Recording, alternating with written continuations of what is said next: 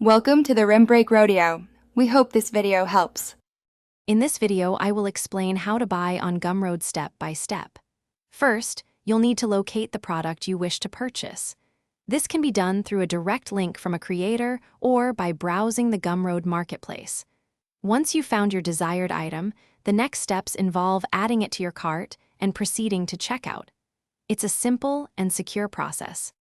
To begin, access the product page, often provided by the creator or found via Gumroad's discovery features.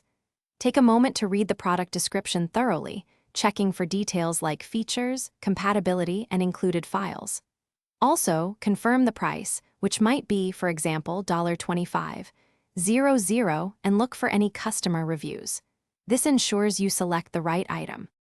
Once you're ready, click the I want this button. You'll then be prompted to enter your email address, which is crucial for delivery of your digital product. Next, input your payment details. Gumroad accepts major credit cards and PayPal, offering a secure transaction environment. Double-check your order summary, including the total cost, before clicking Pay to complete your purchase. After a successful purchase, you'll receive an email with a download link to your product. You can also access all your purchases through your Gumroad library if you have an account. Remember to save your files in a secure location.